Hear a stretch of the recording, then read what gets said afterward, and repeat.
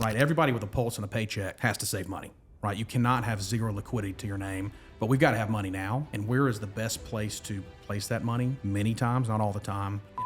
It's a fantastic solution. And there's an industry titan, if you will, by the name of John Savage, but he has a famous talk. It's those who spend and then save what's left, and there's those who save and spend what's left. But he also says the people on the front end, the people who spend first, always end up working for the people who save first. And creating that, those actionable steps to say, hey, do we really want to be a spender first, or do we want to save to get to those gains quicker?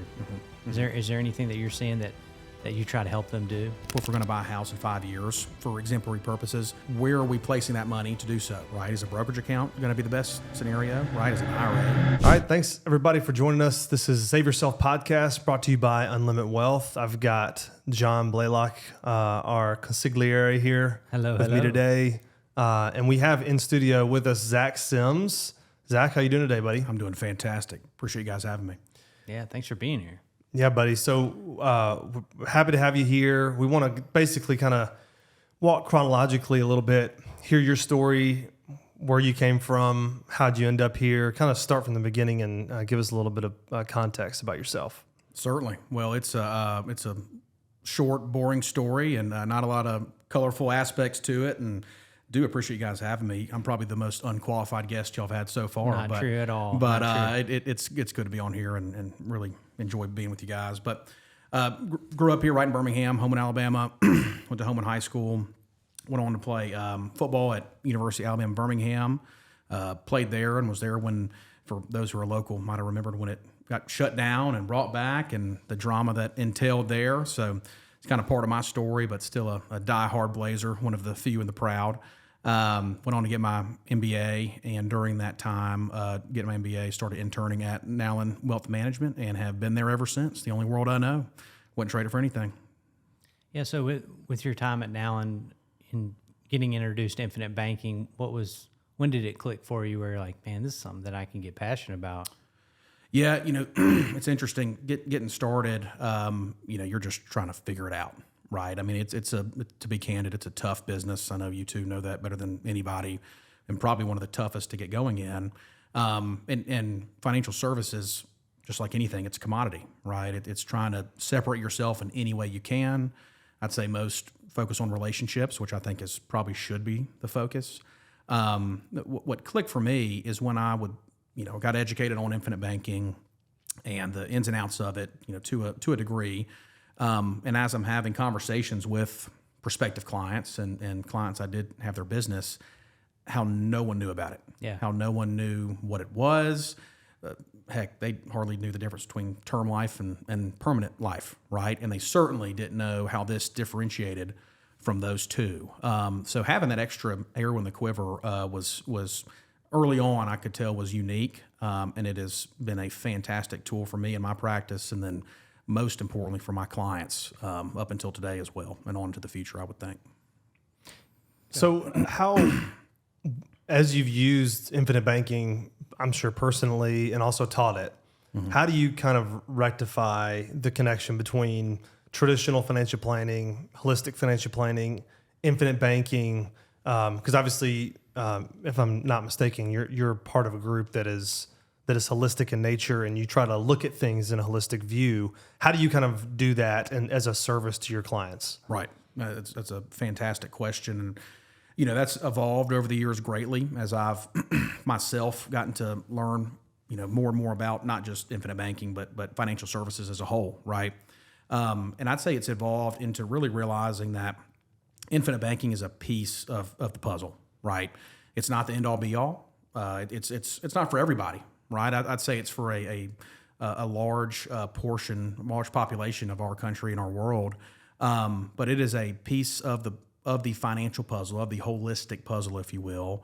And the piece that it is that liquid, safe money piece, right? And that's just I keep saying the word piece. That is a portion of the plan that's just not talked about enough, right? The industry's kind of separated into two. That there's those who are competitors that are a little more life insurance focused, right? There's those who are more investment focused, and it's just to each their own, right? Just is what it is. I think we as a industry missed miss the point of planning for that safe money, right? Everybody with a pulse and a paycheck has to save money, right? You cannot have zero liquidity to your name. Sure, you need life insurance. Sure, you need retirement dollars that are set it and forget it dollars for one day when, we don't want to work anymore. But we've got to have money now. And where is the best place to place that money? Many times, not all the time, infinite banking is a fantastic solution for that. And so as you're bringing infinite banking into holistic planning, overall investment, wealth management, what is the hardest, what have you found is the biggest disconnect or the thing that people have the hardest time getting over when it comes to infinite banking, whether it's a standalone situation or you're incorporating into the overall financial plan? It's a great question. There's a few things. Number one, it's the fear of the unknown, right? I'd say most advisors aren't privy to it, much less consumers or corporations, business owners. So that's the first hurdle to jump, is that it's not like an IRA or a term life policy that your grandmother, your preacher, and your mom told you to go buy when you were 17 years old, 22 years old, what have you. So it has to be, education's big, right? That's the first hurdle. Also, it's a big hurdle of people grouping it into life insurance, right? They understand it's a life insurance product. The tough part is making them realize it is not for a life insurance purpose. And some people might say, hey, we're checking the box of life insurance too. I'm not a believer in that. I'm a huge believer in that term life is the best, not all the time, but generally is the best solution for a protection purpose. Of course, there's some one-offs here and there, but we're not doing that here. We're saying, hey, let's look at our safe liquid assets, our checking, our savings, our money market. How can we enhance that? That's what infinite banking is doing. And that's a really, I think, tough thing to educate on. And you can't just have a 5-minute phone conversation with somebody about. So I'd say between the two, them understanding the difference between life insurance and this, right? And again, just what is unknown and trying to get past that. When you're engaging with, let's say, a new referral or a new client, and maybe it's their first exposure to infinite banking, and hey, they want to know a little bit more or try to understand more, what do you do? What do you take upon yourself to try to, put in front of them and try to help educate them? Because you said education is a very important part of this process, because it's a tactile part of their strategy that they're responsible for using the correct way and implementing the correct way, because, as you know, you're not there with them every day. So Certainly. Teaching them the best way to do it, what's the blueprint for that for Zach Sims? In a perfect world, they're a reader, right? And they're able to read Nelson's teachings in his book, Becoming Your Own Banker. I mean, if I can convince them to take that book, which I always give it as a prospective client gift, right? And they take that home, they read through it. That's a perfect world, right? But we don't live in a perfect world, as we all know. I'd say 3% of people I meet with actually do that. So that is a perfect world. The reality is... And the other 97% are listening to the podcast right now. Precisely. And that, I would assume, is the purpose of this podcast, which is creating a tremendous value, which I'm excited about. Really what I try to do, and the team I've assembled, if you will, is relate it to them, what they got going on now. Hey, what goals do we have, right? Simply asking the right questions. What if we want to buy a house in 5 years, what plan have we put in place to buy that house, right? That's the first step, first and foremost. If we don't have an end goal or an exit strategy, why are we meeting, right? Right. So, and if we're going to, let's use the house example. If we're going to buy a house in 5 years, for exemplary purposes, where are we placing that money to do so? Right? Is a brokerage account going to be the best scenario? Right? Is an IRA going to be the best scenario? No, we generally probably need to find something safe, liquid, and accessible to make that purchase happen.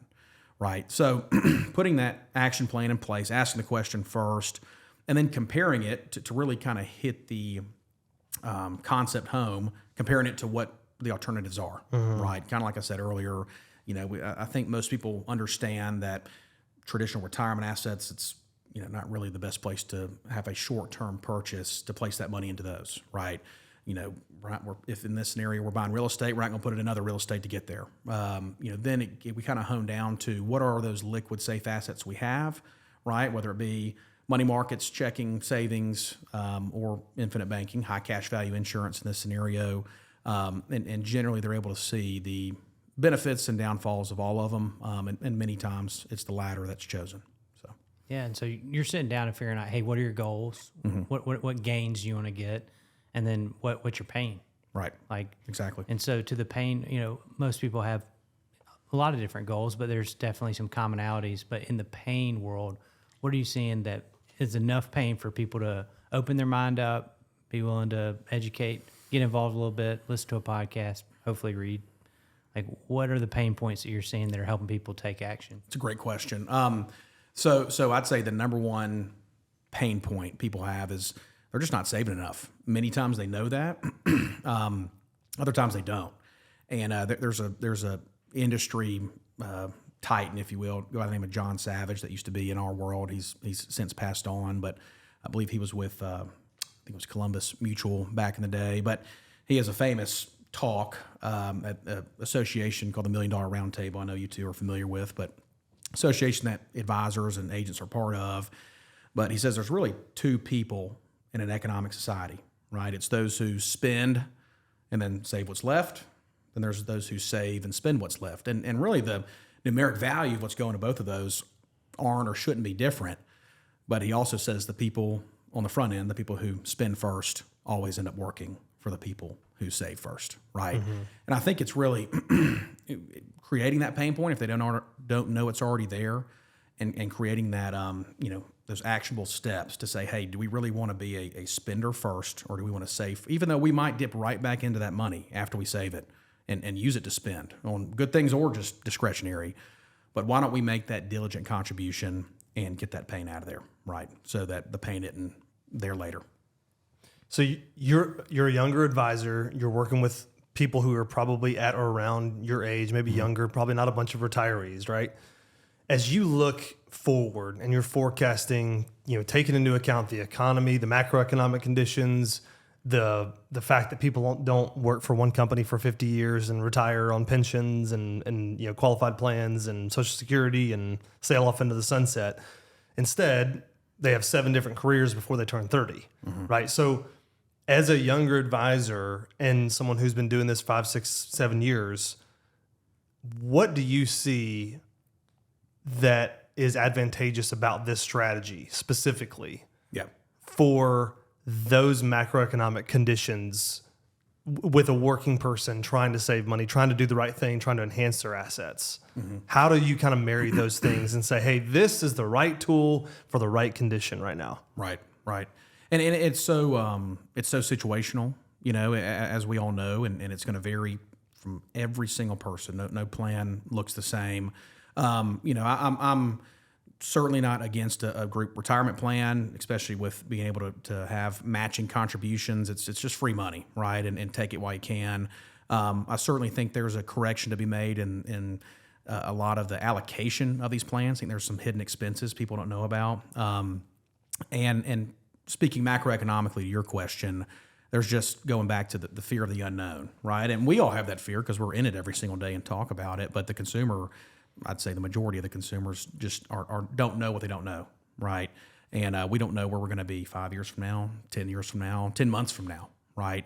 And that's really what the 401k is, or even an IRA is doing, is we're taking a little bit of chance, right? Not only with the underlying assets being in the market and those being at risk, and albeit the U.S. stock market's a proven retirement asset, I'd say the even bigger unknown is what the, to your point, the legislation on those will look like in the future, and the biggest looming question being the taxability of those, and just where taxes are going to be, right? When I retire, when you guys retire, right? We're all kind of in separate stages in life, fairly close, but still within 10 years apart, I guess. And, it might be a very different tax environment when John Blaylock retires than when Zach Sims retires. So to wrap it all up in one answer, this is a way where we are not putting anything at risk. Not only the underlying asset, the dollars we're putting into the asset are not at risk, right? Even the return is not at risk of variability. There's some with the dividend, of course, and we won't get in the weeds on that. But not only is my principal safe, my returns are fairly safe, but also the taxability of these dollars, I know what's going to happen, right? Because if structured properly and distributed properly, there virtually is none, right? Towards that 401k or IRA, we just don't know. So being able to hedge that, I think, is a very strong place to be in for somebody that's starting that now and knows how to do it. So we're taught how to do it. Right. So balance is what I heard. Certainly. Is you're getting a good balance. And the way for me, when I think about it, and I love the stock market for my investment dollars. Excuse me. It feels like to me that, and what I heard you say is that if you can have some predictability with that safe liquid money, that when you do take risks, whether it's stock market, real estate, starting a business, that it gives you a lot more clarity about how much risk you're really taking. Exactly. Exactly. Which is a theme that has come through this podcast a good bit. Absolutely. Predictability, and That's helps you know how much risk you really taking. That's exactly not right. anchoring, an investment risk to your savings dollars, which we all know we have to have. That's exactly right. Zach, who's the ideal client? Who's the ideal person? Not necessarily for Zach Sims as a producer, as an advisor, but who's the ideal person to get involved with infinite banking out there? Just if they were to self-label, how would you kind of describe that person? There's some guys in our industry who might say, well, you got to have at least this amount of cash, right? You got to have this amount of liquidity, or you need to be a professional or a business owner. I'm vague about it, right? I mean, it's somebody with a pulse and a paycheck, right? If you've got income coming in, or you've got liquidity, or you need to have liquidity, right? And I think that's a whole nother conversation about the psychology of money, or our psychology towards money rather. That's who this is for, right? If you need to have access to liquid dollars, which, correct me if I'm wrong, I can't think of anybody who doesn't. Agreed. That's who needs to at least do their due diligence on this, right? You've got to be able to put money somewhere. Doesn't mean we can't turn right back around and spend that money that's in there. But for those who have liquidity, who need to build liquidity, many times, not all the time, this is a fantastic solution, and it's something to explore and compare to what you're doing right now. So how long, you're somewhat newly married, correct? I am 3 years in next month. Nice. Congratulations. Thank you. Appreciate it. When you're doing financial planning or advising of young couples, whether they're newly married or not, what are some suggestions or things that you're seeing that they can do better to be on the same page, have less friction, or to get to those gains quicker? Is there anything that you're seeing that you try to help them do? Yeah, I mean, the first thing, and this is how I do it, but everybody runs the show differently. But if both spouses are going to be in on the decision, they both are required to be in on the meeting. On every time we meet, or 90% of the times we meet, they're both there, right? It'd be like if I was talking to a business owner with two partners in that business. I'm not just going to meet with one of the partners. Right. I mean, if they're not both on the same page, this is not going to work. Same thing. The household's a business, right? You've got two partners in that household. They both generally make equal weighting decisions. In my house, maybe not so much. Maybe I don't have as much clout or pull there, but Yeah, I'm sure it's just you. yeah. But we're meeting with both the entire household, making sure protection's in place. We're on the same page as far as savings goes, retirement goes, anything and everything, and have some really cool tools to help balance all of that. But the way we look at it all is again as a holistic view, right? Number one, are we protecting ourselves first and foremost through life and disability insurance, or income-related insurance products, right? Not home, not auto, not health. That really doesn't relate all that much to our economic value as an individual and as a household, right? How do we protect that household? Life and long-term disability are generally the things we need to put in place, really no matter what your profession is. I mean, anybody tomorrow could die. Anybody tomorrow could have a illness, injury, accident that calls them where they're no longer making a paycheck, right? From there, it's of course growth of that money, right? How do we take retirement dollars and allocate those, whether it be in the 401k with the matching contribution, an IRA, Roth, brokerage account, and then to circle back to our original purpose of this discussion, our savings dollars, our liquid safe dollars, making a conscious contribution towards not only the retirement, which majority of good savers do, but also being a good liquid savings contributor as well, right? Taking those dollars, putting them intentionally somewhere, being the saver first, spender second, rather than the latter. That's the cliff notes, more or less. And then later in life, we enjoy those, right? And I've had the privilege of working with a lot of retirees, and infinite banking not generally doesn't make a ton of sense for those who are in that stage of life. But what's going to be cool, I think, down the road is getting to utilize infinite banking and a properly structured life insurance in the retirement plan, right? Those that I'm working with now Absolutely. Yeah. didn't meet me 30 years ago. I was not on this earth 30 years ago, right? But we work with what we got. But I'm really excited about that aspect of it, of getting to not only work on distribution planning and estate planning, but having this other asset there that I get to say, hey guys, this distribution, we don't even have to, talk to the accountant about it. Really, we're going to make him aware of it. But this is something he's not having to account for in our total distribution of income for year 2024 or what have you, or I guess at that point 2054 if I'm still around by then. But anyway, that's kind of the flow and cliff notes of how we go through the process. So you play a little bit, like I said, in the holistic nature of what you do. You play a little bit in the investing space, a little bit in the infinite banking space, and you kind of wear both hats, which we believe is a very powerful way to bring this as a value add to our clients and to your clients. So when you do that, if you had to pinpoint one specific concept that you had to say, this is one thing that I wish people would understand before I met them as a concept, whether it's investing related or just general financial or even infinite banking specifically, if they understood this one concept, it would empower them so much more to be able to go and really maximize their financial strategy, whatever they want to do. What would that one concept be? Yeah, and I guess just make sure I understand your question. Not a specific strategy or just conceptually. Yeah, conceptual concept. I mean, because there's a ton of different. People bring all kinds of misconceptions or general conceptions they get from educators or financial entertainers or books or you name it. So they come to the table with us all the time, and with you, I'm sure, with all these different preconceived notions about what financial success maybe looks like or what it takes to get there. So if you had to kind of wave your wand and say, I wish I could give you this beforehand, or at least before we're done working together, this would help generate some success for you, what would that be? Yeah, and as far as understanding a concept, it's so hard to pin down because this stuff can get so complicated, and that's it might be a biased opinion, but that's why I think you need to work with a professional to handle it all, right? I would say if I could say anything for just someone to walk in with an open mind, right? And that's hard to do.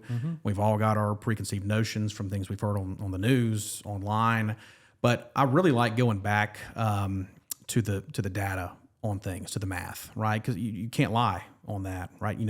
So looking at the data, looking at math, seeing where things really make sense on paper, right? We can talk concept all day long as far as high level, just talking about things and telling and storytelling, which I love to do that also. But when we really get down to it and compare that apples to apples of whatever it is, retirement, savings, that's what that's the ask I like to make to people is let's take the emotion out of it as much as we possibly can. Look at data, right? Make data-driven decisions. Generally, we're going to be better off that way. Does that usually happen? No, because we're emotional creatures. That's that's how we're designed, right? Yeah. But that's what I'd ask is have an open mind and then kind of a sub ask from that. Really honing in on the numbers, and not everybody's a numbers person, but we've all got an elementary education of numbers and understand, hey, if I've got at the end of retirement without taking on a whole lot of risk, $2 million tax-free in one place, and I've got $500,000 elsewhere, that first option tends to be generally a better option. I would think, right? Unless someone just really likes leaving $1.5 million on the table. So just a vague example, but that'd be the ask I'd have of clients as they walk in the door.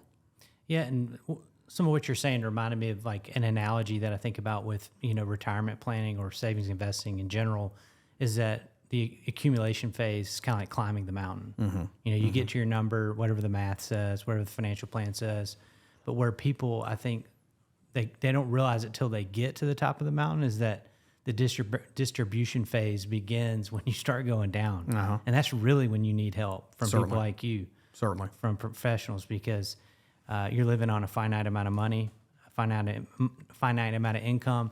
And what's great is with your client base, I know you have plenty of clients in their 40s, 50s, and retirees, but with a lot of them, you're going to be able to go with them to maximize and accumulate, but you're going to be able to help them during the hardest part, which is distribution phase, to get down the other side, which is really where your expertise comes into play in saving and distribution phase, and the creativity you can do, as you said, with incorporating the infinite banking bucket, if you wanted to think about that, into the retirement phase. I'm excited about that too, because I think there can be a lot of creative solutions if you've got some buckets that are taxed in different ways. And to your point too, in that distribution phase, what's the main word you talk about? It's risk, right? How much at this point in life, right? We might have got away with just throwing money in the SP 500 when we were 28 years old, right? We can survive those ebbs and flows. We don't need it for another 35 years in theory, right? But that retiree who's taking distributions or is about to take distributions, we can't do that. We can't play the market like that, right? We've really got to have hands-on, active management. Infinite banking is one tool to take our, beta, as you both know, is the fancy word for risk, right? We can take our beta down to zero with this dollar. That's a powerful thing. If we can take that overall beta, that overall risk number, albeit from 0 to 10, and have a portion of our dollars truly at zero with no risk attached to them, that's a powerful thing. And then to your point, John, it frees us up to do other things. I'm a football guy, to go from defense to offense, right? More so in other areas. So it's good to have options at all phases, but especially in that phase. So Yeah. I bet as an ex-offensive lineman, you prefer to be on offense. So that makes sense. I do. There's not a lot of glory there, right? At least on the offensive line standpoint. But people do like to see return, which is what I'd consider offense. But risk, I'd say, is just as, if not more important, depending on the phase of life you're in, which is defense, right? Putting the defense on the field, making sure we're keeping the other side from scoring, right? Awesome. Well, we appreciate the time today. Speaking of phase of life, we have one last kind of parting question we love to just kind of gauge from the interview that we're doing. If you had to go back 10, 15 years ago and assess what Zach Sims then qualified as successful, or what he deemed as, what does it mean to be successful, and compare that to maybe what that looks like for you today, compare and contrast what that looks like for me. So how would you define them differently 15 years ago, what success was to you then to what it means to you now? Yeah, well, with me being younger, I mean, let's see, I was, let's do the sub-level math on that. I was in middle school. So that might not be the best question. Maybe about 24 months ago. How about that? 24 months ago. Maybe it's a little more relative, or even somewhere. Yeah. Fresh out of college. Yeah, right. And that's a better way to look at it. Getting, that was, I guess, at the time, me finishing up, graduating, and getting started in the industry. At that point, it was survival and getting to the next day and figuring things out. And I think if I had to go back and tell that Zach anything, it's just have fun, enjoy life. At the end of the day, it's faith, family, friends. Those are the three things that always need to be the most important in that order, in my opinion, still are to this day.